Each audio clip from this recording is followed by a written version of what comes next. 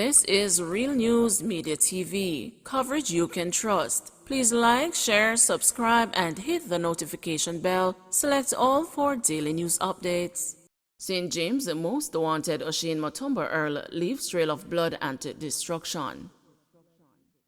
The fatal shooting of Oshane Mutombo Earl by the police in Pepper, St. Elizabeth last Wednesday put an end to what news sources say was a trail of blood left by a maniacal killer who was at the top of the St. James Police Most Wanted list. Hours after Mutombo's death, Superintendent of Police in charge of operations in St. James, Aaron Samuels, told the news that residents of Barretown and Springmount were signed with relief as he had terrorized both communities. Since then, news sources have pointed to at least 7 murders, a number of robberies and shootings, which were linked to Mutombo over the past 3 years. According to the sources, Mutombo first hit the police's radar when he allegedly committed a murder on November 4, 2019. In that incident, a man known as Ali, a laborer of Corner Road, Dumfries, St. James, was sitting at his mother's shop with other family members when he was pounced on by a gunman, later identified as Mutombo, who shot him all over his body.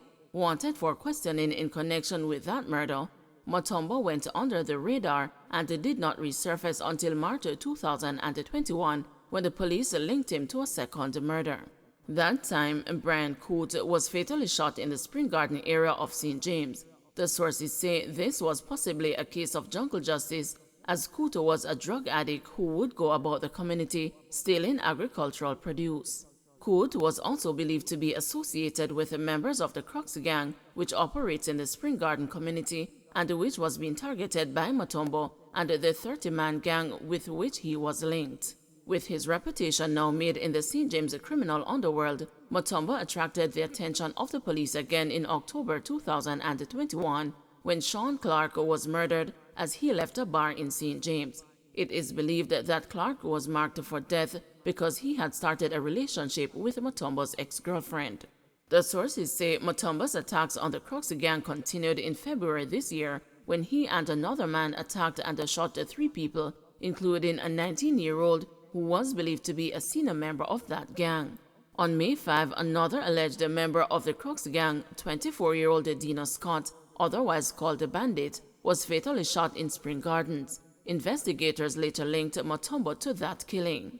The murder of farmer Dwayne Russell in Adelphi Mountain, Spring Gardens on May 18 and Carrie and Dixon hours later, allegedly by Mutombo, caused the police to intensify their search for the man who was now among their most wanted. The next day, members of a police team were on foot patrol in Spring Gardens when Mutombo was spotted. He was ordered to stop but instead turned and fired at the police. The police shot back but Mutombo ran into a yard and escaped. 2 days later, a man whose name is being withheld reported to the police that he was asleep inside his house when he was alerted by his sister that an intruder was inside the building. The man said he looked up and saw Mutombo standing over him with a gun pointed in his direction. According to the man, Mutombo demanded that he hand over cash that was being kept inside the house. He escaped with just over $400,000. With the search for Mutombo now in earnest, on June 1, a police military team targeted a house in which he was reportedly hiding. The sources say as the security officers approached the house, Mutombo and another man ran from the building with guns pointed in the direction of the security team. The police and the soldiers fired in the direction of the fleeing men. A search was conducted of the area, but neither of the men were found. Having escaped, Mutombo was back in action days later when he held up a woman in Spring Garden. The woman reported to the police that a man wearing a mask and armed with a rifle attacked her inside her house. She said she pulled down the mask of her attacker, revealing his face, and immediately recognized him. According to the woman, Mutombo then pointed the rifle towards her feet and fired 1 shot. He then began to search the house and was joined by another man armed with a handgun. They left with approximately $150,000, which the woman had in the house.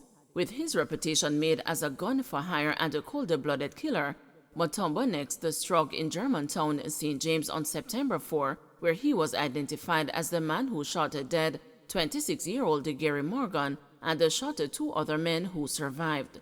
3 days later, the fatal shootings of Chrisanti Wilson and Shabar Godson were also pinned on Mutombo. Police report that he had been visiting Wilson for some time as they shared an intimate relationship.